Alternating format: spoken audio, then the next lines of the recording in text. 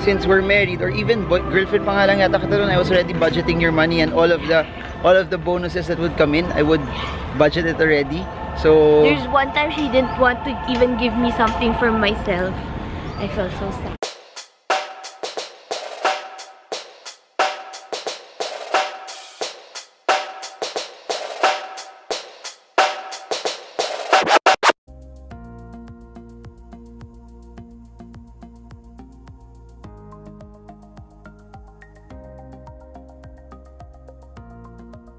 Hey guys, we're with Yvonne here in Singapore. I have a question. It's bonus season. You got your 13th month pay. A lot of people have their bonus 13th month pay.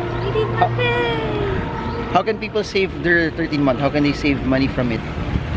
Or what should they do? Kasi a lot of people are spending and using most of their money and wala natitira for January.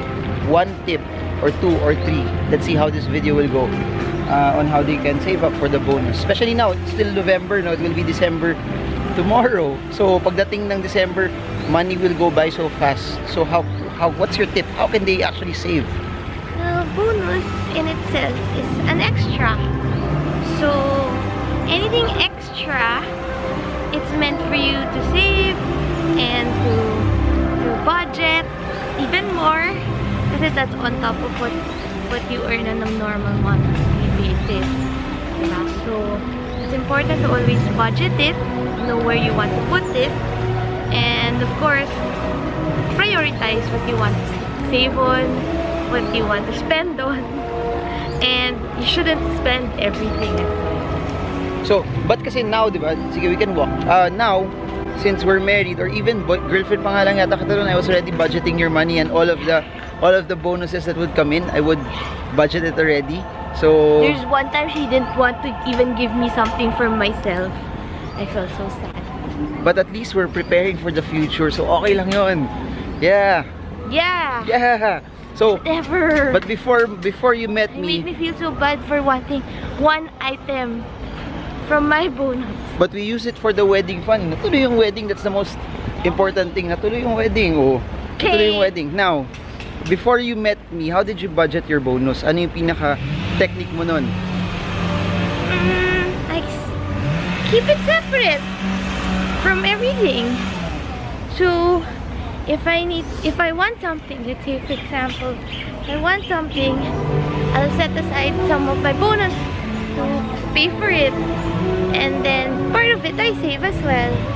So, but of course, not like Marvin, that he budgets everything down to the last peso. Oh, that's the way to go. That's how but I learned. The rich get richer. Because I have a financial planner right here. So, even without, hindi pa dumadating yung bonus ko, binabudget na niya. So, when you were you were setting aside money, no, that's very good at least. Pero what happened when you set it aside? Do you touch it? You don't touch it? Siyempre, the part that I set aside for something I want, I spend. And then the part, I save. That's it. Okay, pero ito, I had an interview with TV5 and they asked almost the same question. They asked me, what are you supposed to do with your bonus?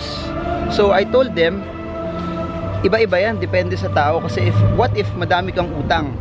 What do you suggest? Should they still spend on Christmas from their bonus? Or kasi sabi ko, if you're in debt, pay for your debt first. Pay for your debt first. Pangit nag-i-enjoy tapos di ka pa pala bayad sa utang. And it's nicer to enter the new year with lesser debt, or at least you're debt-free already. So, there. What do you suggest? For what? Yun nga, may utang sila. Tapos, they're thinking, enjoy ko to. I worked hard for this. This is my 13th month pay. This is something that I worked hard for. But if you're in debt, especially credit card debt, remember, if you don't pay it in full, nag-multiply lang yan. Nagko-compound yung interest that you have to pay. Next thing you know, you're paying more interest or finance charges than what you've actually spent. So, it's still better to pay for it first. So, rule of thumb, from your 13-month pay, and then you're in debt, pay off your debt first. Kaso, how about naman for people who don't have any debt, but they don't have any savings? How big of a proportion of their bonus or their 13th month pay should they put for it?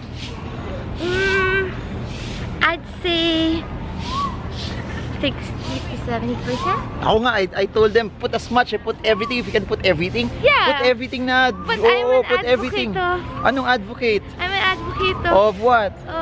Of what? letting you enjoy some part of it as well. But why not sacrifice a little for a few years tapos enjoy na for the rest of your life? Yeah, but then also you have to also feel the fruits of your labor. Enjoy a little bit. Save most of it, but enjoy a little bit. Okay, so sige. I agree. Siguro 70 or 80% you can save, invest, then the remaining 20, that's what you use for probably enjoyment. Ngayon, what if you have savings and investments already, you don't have any debt, what should you do? Saving investments. And they invested more. Okay, invest it more. How many percent should you invest and how many should you enjoy? Kasi may, you have savings, you have investments. 50 for enjoyment, 50 for? 54 savings and investments. Okay, so that's it, guys. Very, very practical tip for this December. Again, you don't have to spend everything. Also, you don't have to save everything. But what's very, very important is you know how to budget it.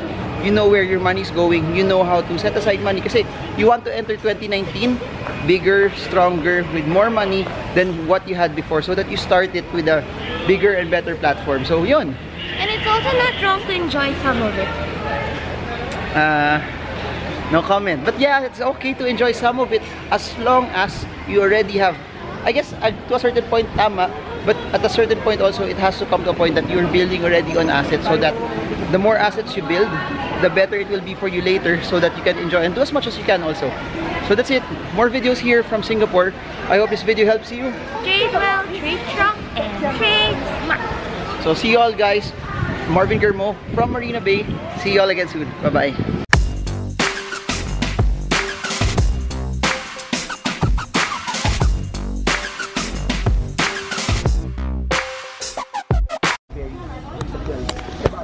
About Jollibee, and I give Jollibee as an example. Guess what we're doing? We are vlogging Marvin's vlog. There he is. He's doing Facebook Live. And you can hear a little bit of him talking. But okay, we'll follow him. A lot of markets, but they're not they're building and buying up other brands as well. So that's very, very good. However, from a valuation standpoint, Jollibee is expensive. The trick on how you can make money off of this, stocks that are good growing but are expensive, is what I normally do is I store up cash flow. Meaning for my investing, I store up cash for a stock that I want to buy. So what does that mean? I store up cash because when it comes to a point that this stock is expensive, I just keep on storing up cash, storing up cash, storing up cash, storing up cash. But if I start storing up cash, later on when the stock becomes relatively cheaper, I start buying it. So there are a lot of ways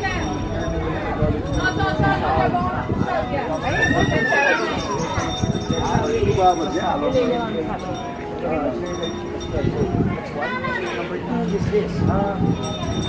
When it becomes very, very cheap, it gives you also an idea that from a point where you want to buy it. That's why the technique now when you are buying stocks that you want to hold for the long term is that it has to be at a point where if you buy it today, how many years will it be when you need the money? That as when you need the money, it becomes already undervalued still. So the way you compute for the valuations of the stock should be based on the true one. For example, I buy down today at 20.